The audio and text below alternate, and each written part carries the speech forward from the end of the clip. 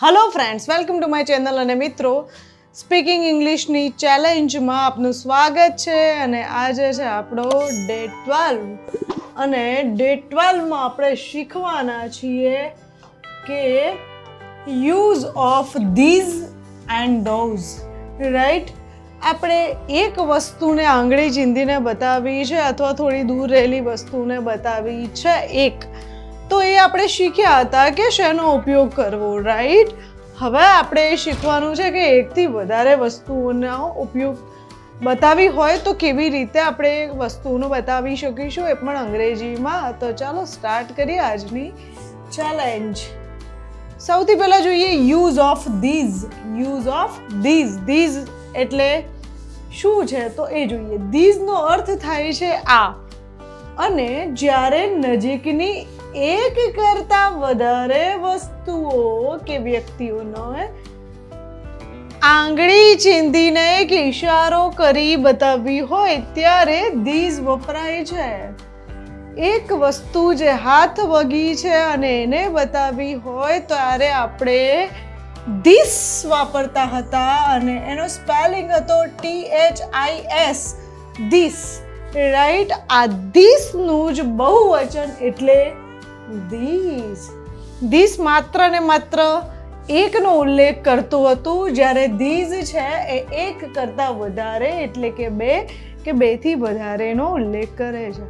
બે કે તેથી વધુ વસ્તુઓ હાથ વગી છે અને મારે વાત કરવી છે, બરાબર છે, કે આ છે, આ પેન્સ છે, મતલબ કલમો છે, પેન છે, આ રિમોટ કંટ્રોલ્સ છે, આ બોર્ડ્સ છે, આ ચોક્સ છે, આ ખુરશીઓ છે, આ ટેબલો છે.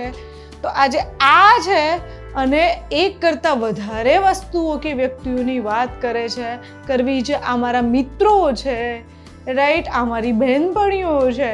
તો આ એક કરતાં વધારેની વાત કરવી છે આના સંદર્ભે, ત્યારે ધીઝનો ઉપયોગ કરીશું. રાઈટ? સમજાઈ ગયું? ઇન શોર્ટ, ધીઝ જે છે એ છે ધીસનું બહુવચન. Okay, keep in mind. This સાથે આપણે ઇઝ વાપરતા હતા, એ તો તમને ખબર જ છે. તો ચાલો હવે આગળ જોઈએ. ધીસનું બહુવચન ધીઝ થાય છે. ક્લિયર છે? ચાલો જોઈએ ઉદાહરણ. These are toys. These are toys. મારી જોડે અહીંયા ઘણા બધા રમકડા પડ્યા છે અથવા બે રમકડા પડ્યા છે. મારે એવું કેવું છે કે these are toys. These are toys. તો હું કહી શકું કે આ રમકડાઓ છે, બરાબર છે, અથવા આ રમકડા છે. These R boxes. આ પેટીઓ છે. These R boxes. What is this? What is this? These are boxes. આ શું છે? આ બોક્સીસ છે, પેટીઓ છે. These are benches. These are benches. Right? આ બાંકડાઓ છે અથવા પાટલીઓ છે. These are brushes. આ બ્રશ અથવા પીંછીઓ છે. These are brushes. These are benches. એટલે આપણી એકદમ નજીક રહેલી વસ્તુઓ બતાવવા માટે અથવા હાથ વગી રહેલી વસ્તુઓ, વ્યક્તિઓનો ઉલ્લેખ કરવો છે ત્યારે આપણે ધીસનો ઉપયોગ કરીએ છીએ. અને આ ધીસનું બહુવચન છે એ છે ધીઝ અને બોલાય છે ધીઝ. જમલાનો જ. રાઈટ? આપણે બોલીએ નાનો જ, મોટો જ. આ જ મોટો અને નાનો, નાનો ગ, મોટો ગ. નાનો અને મોટો આવા ગ હોતા નથી. ઘરનો ગ હોય, ગણપતિનો ગ હોય. ગ ગ ગ 5 G5. Right? Like that. So these are mangoes. Yes, આ કેરીઓ છે. આ કેરીઓ છે અથવા કેરી છે. These are mangoes. અને these નું બહુવચન હોવાના લીધે these ની સાથે હંમેશા વર્તમાનની વાત કરીએ તો are વપરાય છે. These are. This તો is. અને ધીસ ઇઝ હોય, માની લો આને એક વચનમાં ફેરવવું છે તો આપણે એવું લખી શકીએ, ધીસ ઇઝ અ મેંગો. એક જ વાત કરવી છે એટલે અ મેંગો. આ એક કેરી છે. રાઈટ? પણ અહીંયા કેરીઓ છે એકથી વધારે છે માટે ધીઝ આર mangoes. ઓકે, ચાલો જોઈએ આગળ. આ બસો છે, બસો એટલે બસ જ કહેવાય. These are buses, right. These are branches, branch એટલે ડાળી. ધીઝ આર બ્રાન્ચીસ, શાખા. ધીઝ આર ઓક્ઝેન, ધીઝ આર ઓક્ઝેન એટલે કે આ બળદો છે, બળદો. ઓકે. ધીઝ આર લીવ્સ, આ પાંદડા છે. These R women, these are women તો આ સ્ત્રીઓ છે. આ વુમેન ના બોલાય ને વુમેન એવું ન બોલાય, અને બોલાય women, right. So these are women તો આ સ્ત્રીઓ છે. યાદ રાખો, માત્ર અને માત્ર બહુવચન નામ સાથે અથવા બહુવચન નામ દર્શાવવા માટે જ ધીઝ વપરાય. એક વચનમાં ધીસ વપરાય અને વધારેની વાત કરવી છે એકથી ત્યારે ધીઝ વપરાય છે. ક્લિયર છે મેમ? અમને એક વચન આવડે છે એટલે બહુવચન પણ આવડી જ ગયું છે. ઓકે ઓકે, ચાલો. ધીઝ થી પ્રશ્નો પૂછવા માટેનો ઉપયોગ હવે શીખીએ આપણે કે હવે પ્રશ્નો કેવી રીતે પૂછવા. તો જે મિત્રોને ખબર છે કે ભાઈ ધીઝ થી પ્રશ્ન શું પૂછતા હતા, તો ભાઈ ઇઝ આગળ આવે અને ધીસ પછી આવે. વાક્યની શરૂઆતમાં ધીસ લેતા હતા. તો એવી જ રીતે અહીંયા ધીઝ આર છે તો ધીઝ છે એ પછી આવે અને આર વાક્યની શરૂઆતમાં આવે. નકાર કરવું હોય, જો વ્યક્તિઓ કે વસ્તુઓ તે જ છે કે નહીં તે જાણવા ધીઝથી પ્રશ્ન પૂછી શકાય છે. પ્રશ્નાર્થ વાક્ય બનાવવા માટે ધીઝને સહાયક ક્રિયાપદને સ્થાને એટલે કે આરની જગ્યાએ ધીઝ અને આરને ધીસની જગ્યાએ. ચલો ઉદાહરણ જોઈએ. અગાઉ જોયેલા ઉદાહરણોનો જ પ્રશ્નો જોઈએ આપણે. ધીઝ આર ટોયઝ આપણે શીખ્યા હતા, રમકડાઓ છે. તો શું થયું ભાઈ? આર છે વાક્યની શરૂઆતમાં આવ્યું. આર ધીઝ ટોયઝ અને છેલ્લે પ્રશ્નાર્થ ચિહ્ન આવ્યું. શું બન્યું? શું આ રમકડાઓ છે? શું આ રમકડા છે? એવી જ રીતે ધીઝ આર બોક્સીસ. શું આ પેટીઓ છે? તો are these boxes. Okay. This is આવડે એટલે ધીઝ આર આવડે. ધેટ ઇઝ આવડે એટલે ધોઝ આર આવડે, રાઈટ. ચલો, ધીઝ આર બ્રાન્ચીસ, આ બાંકડાઓ છે તો આર ધીઝ બ્રાન્ચીસ. શું આ બાંકડા છે? રાઈટ. ધીઝ આર બ્રશીસ એટલે આ પીંછીઓ છે, બ્રશ છે તો આર ધીઝ બ્રશીસ. શું આ પીંછીઓ છે? ધીઝ આર મેંગોઝ, આ કેરીઓ છે, આ કેરીઓ છે તો આર ધીઝ મેંગોઝ. શું આ કેરી છે અથવા કેરીઓ છે? These are brushes, are these brushes. Are these branches, are these oxen, right. શું આ બળદો છે? શું આ ડાળીઓ છે? જો આ બધી ડાળી રહી અહીંયા. ઓકે. શું આ ડાળીઓ છે? શું આ બસીસ છે? ધીઝ આર લીવ્સ, પાંદડાઓ છે. મારી કોઈ ડાળખીમાં પાંદડા નથી, મને પાનખરની બીક ના બતાવો. મારી બહુ જ ગમતી લાઈન છે કે મારી કોઈ ડાળખીમાં પાંદડા નથી, મને પાનખરની બીક ના બતાવો, right. So these are leaves, આ પાંદડા છે તો આર ધીઝ લીવ્સ. શું આ પાંદડા છે? જુઓ અહીં છે. ધીઝ આર વિમેન, આ સ્ત્રીઓ છે. Are this women. શું આ સ્ત્રીઓ છે? ઓકે. ધીસ અને ધીઝ બંને ક્લિયર છે. હવે જોઈએ આપણે યુઝ ઓફ ધોઝ. અને બોલાય છે ધોઝ, અને ધોઝ એટલે પેલા, એકથી વધારે પેલા. પેલું એવું કહેવા માટે આપણે ધેટ વાપરતા હતા. પેલું, પેલી, પેલો. હવે આ બધાને બધામાં જો ક્વોન્ટિટી વધી જાય એકથી વધારે ત્યારે આપણે બોલીએ પેલા રહ્યા, પેલા મારા મિત્રો છે, પેલા ડસ્ટર પડ્યા, પેલી ખુરશીઓ પડી, રાઈટ. તો આજે પેલી અને વધારે ક્વોન્ટિટીમાં વાત કરવી છે ત્યારે ધોઝનો ઉપયોગ કરવાનો થાય છે.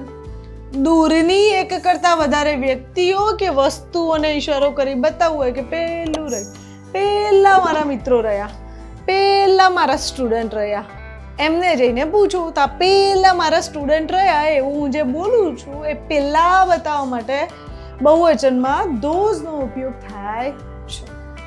દૂરની એક કરતા વધારે વ્યક્તિઓ એટલે કે ધેટ જ્યાં વપરાય એ એક વચનમાં વપરાય અને ધોઝ જ્યાં વપરાય એ બહુવચનમાં વપરાય. ધેટનો ઉપયોગ જેવી રીતે થાય એવી જ રીતે એકથી વધારેની વાત કરવી છે તો ધોઝનો ઉપયોગ થાય છે. તો ઈશારો કરીને બતાવવા માટે ધોઝ વપરાય છે. તેની સાથે બહુવચન ક્રિયાપદ આર વપરાય છે. ધેટ ઇઝ હતું, શું હતું? ધેટ ઇઝ, પેલું પેલી પેલો છે પણ એક વચન જ હતું. અહીંયા ધોઝ આર એટલે બહુવચન, પેલું પેલી પેલા ને વધારે ક્વોન્ટિટીમાં વાત કરવી છે, બે કે બેથી વધારે તો ધોઝ આર. ધેટનું બહુવચન ધોઝ થાય છે એઝ વી નો. ચાલો ઉદાહરણ જોઈએ. Those are beggars. Those are beggars. अल्लाह के नाम पे दे दे बाबा, थोड़ा तो कुछ भला कर बाबा, आपके घर पे ये होगा वो होगा, right? So those are beggars. पेला भिखारियों છે. those are fans. those are fans. પેલા પંખા છે. those are apples. those are apples. પેલા સફરજન છે.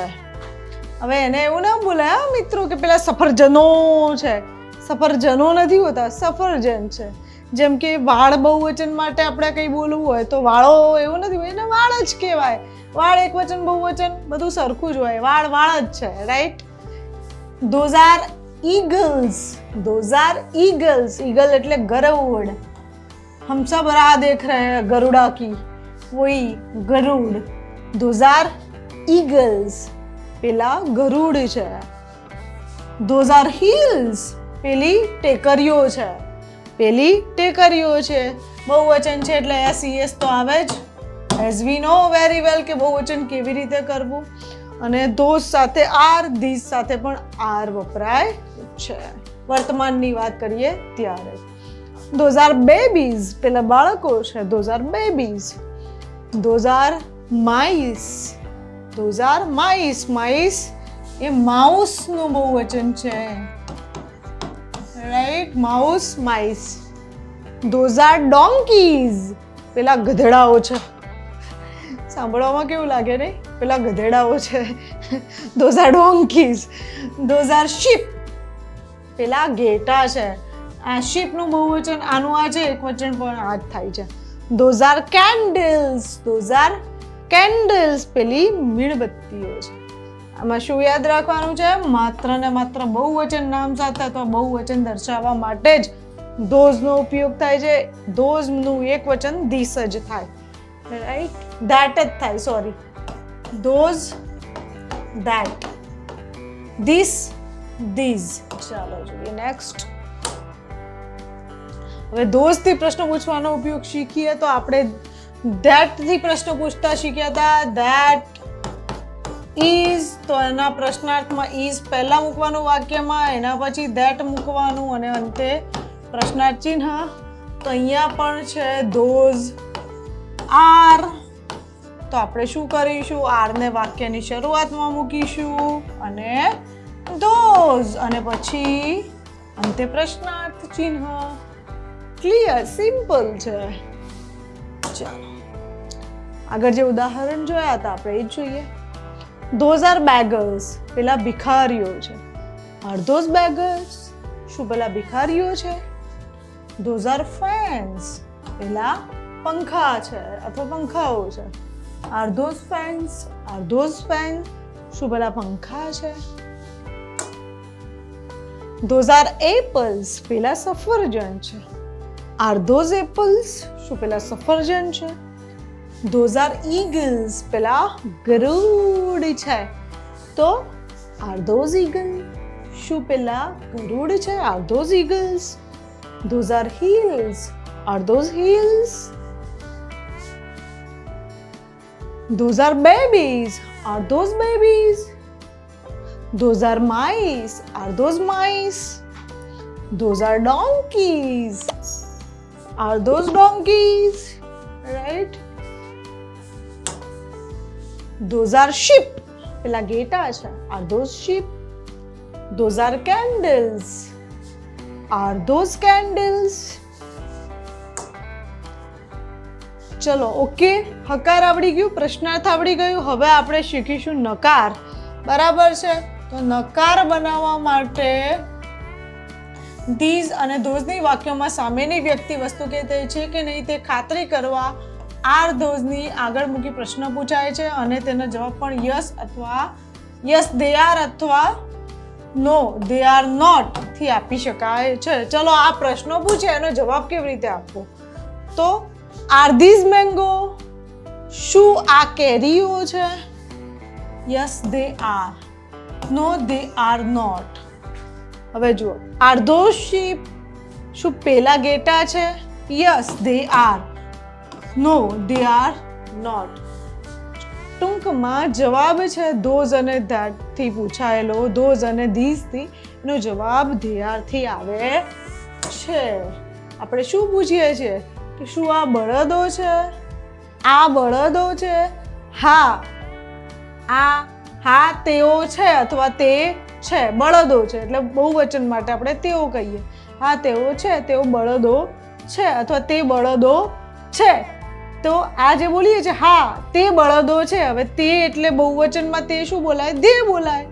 Yes they are. Simple.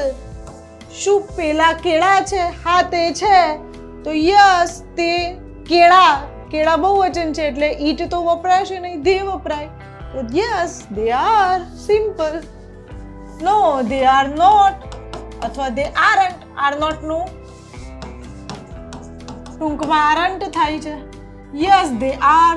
They are not. નકાર આ રીતે થાય છે. Are these benches? શું આ પાટલીઓ છે, બાંકડાઓ છે? યસ તે બાંકડાઓ છે, તો તે બાંકડાઓ છે એટલે yes they are. They are benches. No they aren't. તે બાંકડા નથી, તો દે આરન્ટ. ક્લિયર છે? ચલો એક્સરસાઇઝ જોઈ લઈએ છીએ આપણે. નીચેના વાક્યોને એક વચનમાંથી બહુવચનમાં રૂપાંતરિત કરો. આ વાક્યો છે એના તમને મને બહુવચન મોકલવાના છે અને જવાબ સાથે.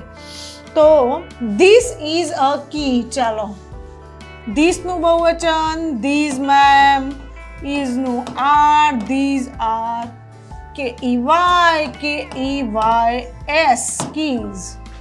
ઓકે, તો ધેટ ઇઝ અ શોરૂમ. તો ધેટ નું બહુવચન ma'am, those are showrooms. Right. હવે આ રીતે તમારે મને બહુવચન સાથેનું આ 3 વાક્યો, she is a hairdresser, you are a musician and that is my shop. તો આટલાનું બહુવચન તમારે મને આન્સરમાં કોમેન્ટ સેક્શનમાં આન્સર કરવાનું છે. અને જો તમને વિડીયોઝ ગમે છે તો પ્લીઝ કમેન્ટ, અને જો તમને વિડીયો નથી ગમતા તો પ્રેમથી મિત્રો ડિસલાઈક કરી દો. છે ને જોરદાર વાત? ઓકે, મળીએ છીએ નવા લેક્ચરમાં કંઈક નવું લઈને. ત્યાં સુધી બાય.